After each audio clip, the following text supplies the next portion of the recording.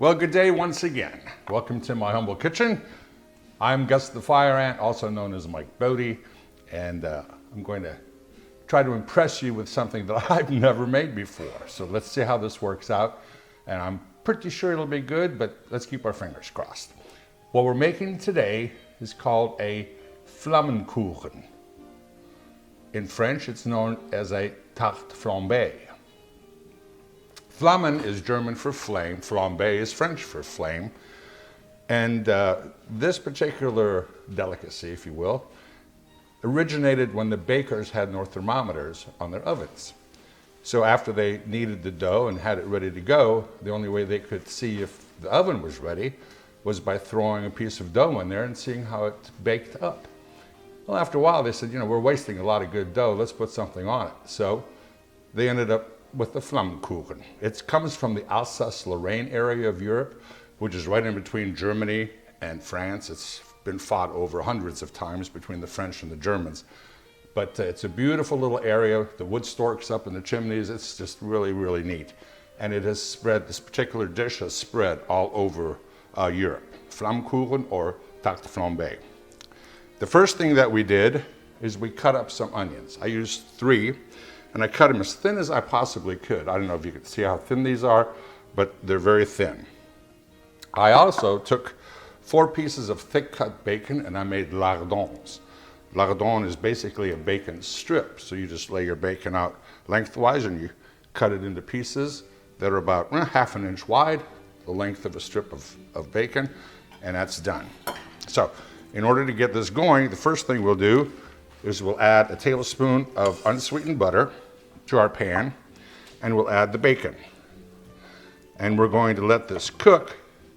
We want it a little brown along the edges, but we don't want it crispy. In other words, we don't want to cook it all the way through. We'll let the oven do that once we get to that point. So I'm going to do that. When we come back, we'll add the onions. Well, the bacon's almost done. It's got a little color along the edges. We're just going to give it a couple quick flips. I'm going to take it out of the pan. I'm going to save the juice, the fat. Squeeze it out a little bit more. Dog will get it. Now, with the grease that's left in there, we're going to put in the onions. And we want to get these to a translucent but not browned state. So I'm going to just throw those in here. Smells so good. One of the things that I'm using is a Florida sweet onion. I couldn't find any Vidalias, but it's basically the same thing as far as I'm concerned. However, one thing about Vidalias that I recently learned is that there's only a few counties in Georgia that are allowed to call their onions Vidalias. They have to be grown in a specific geographic area. If it's not grown in that area, they can't call it a Vidalia. They can call it a Georgia sweet, or like I said, we have Florida sweets, but you can't call it a Vidalia. A little interesting tidbit, huh? So while these are cooking up, we're going to take another break. Let them cook, and then we'll get to the brunt of our dish. Now, it looks like the onions are pretty much the way I want them.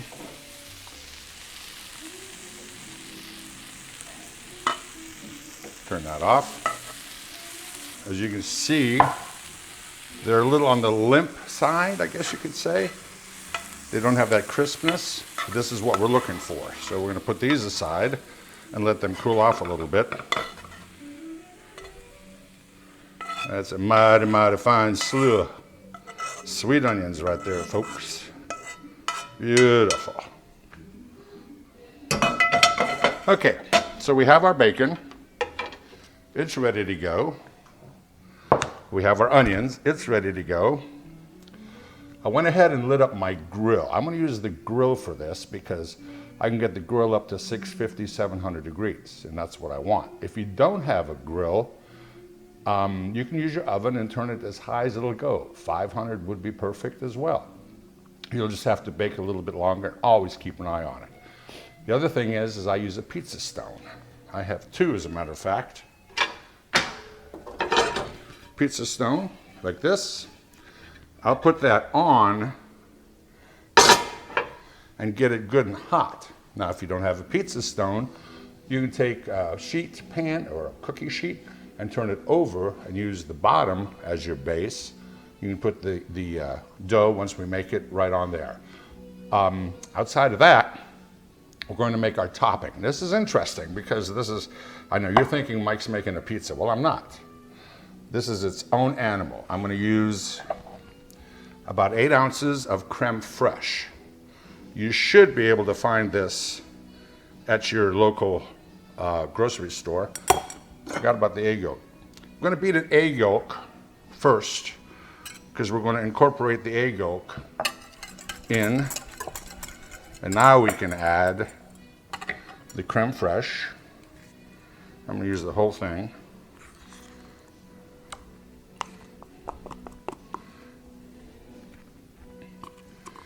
There are some substitutes you can use for creme fraiche.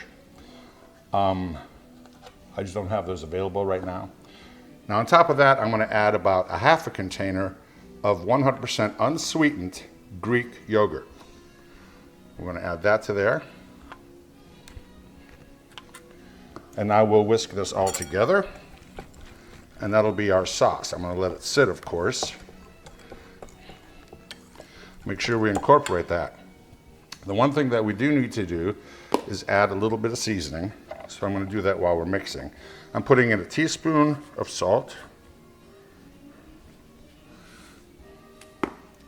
a teaspoon of nutmeg,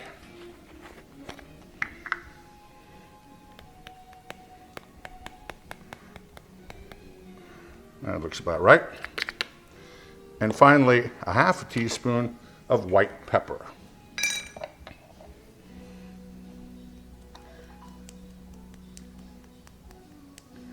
That in there. That should do it. Now we're going to give this a good mix.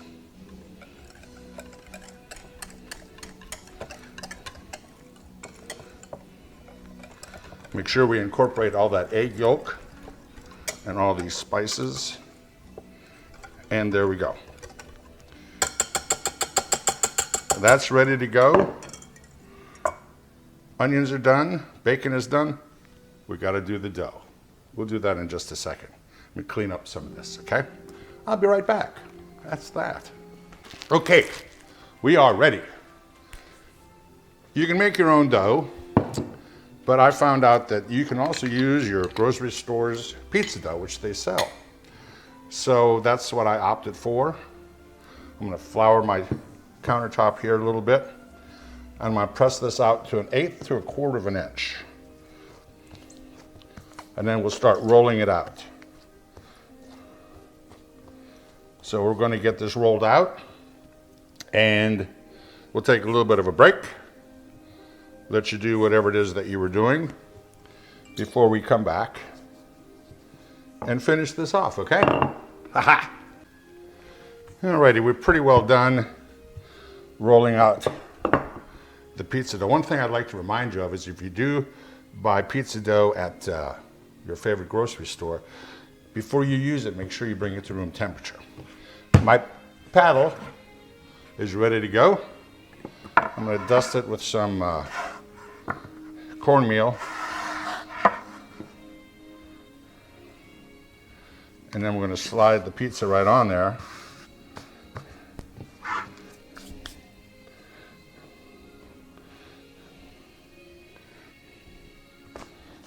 There we go. Now that is ready for the sauce and the onions and all that good stuff. So let's go ahead and get that done. It's very simple. You don't really need a lip on this. We're just going to sauce it. Spread it around a little bit. You don't need a thick layer, but you just want to be able to cover it.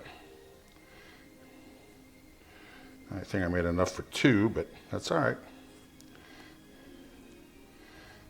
Better to have enough than not enough. I think I'll trademark that saying. That's pretty good, if I don't say so myself. Oh, missed a spot. There we go. My sauce is on there. Now, since the onions are no longer hot, I can put those on like that. Oh, it already smells so good.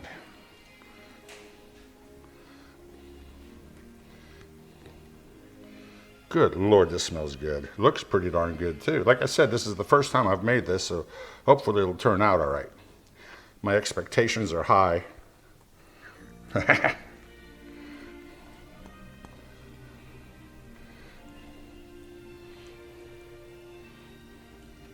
Spread them out as even as you can.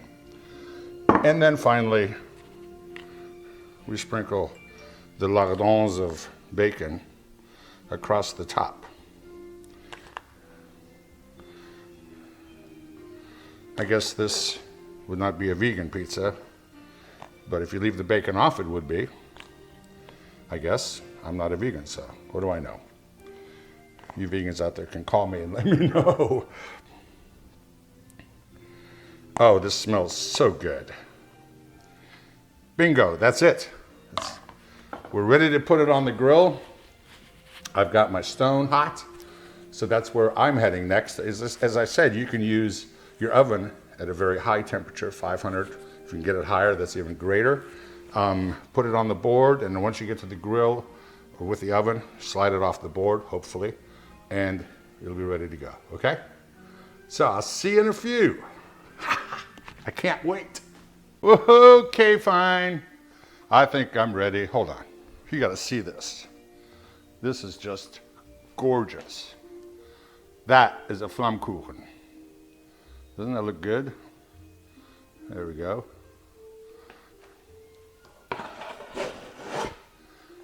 Slide it off of there. And we'll cut it here in a few seconds because it's still very, very hot. One thing I'd like to remind you of, if you do use a pizza stone, do not bring it out on the stone. The reason being is the stone is hot and it'll continue to stay hot and it'll continue to bake the bottom of the Flammkuchen. Now this is not a pizza, this is a Flammkuchen. It's usually served with a glass of Alsatian wine, white wine, or a good German or French white wine. A white Burgundy would be wonderful, Bourgogne, and mixed for a nice snack, afternoon, or we're going to eat it as our main course tonight. So in a few seconds we'll cut into it and I'll show you, I hope to show you that it's really, really good because that's what I'm looking for. All right, so give it a second to cool off. We'll cut it, taste it, then we'll be done for tonight. Okay, let's cut this little sucker up and see what we have. There's no way to cut a Flammkuchen. It's, like I said, it's not a pizza.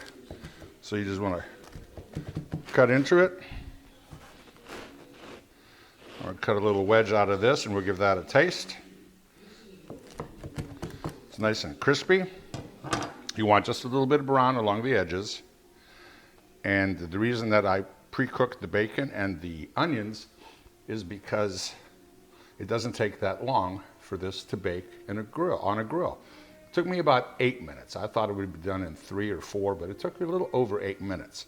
So you just have to keep an eye on it. Once the edges are nice and brown and crispy, then it should be ready to go. All right, so let's taste it and see what we have.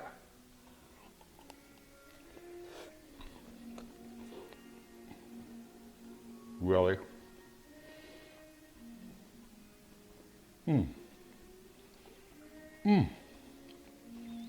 That is so good.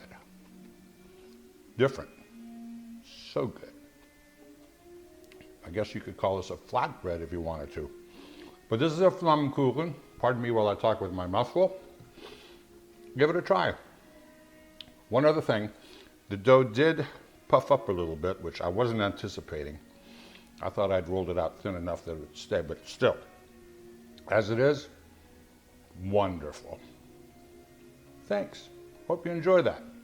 Let me know if you make it. Let me know how you like it. In the meantime, enjoy your cooking.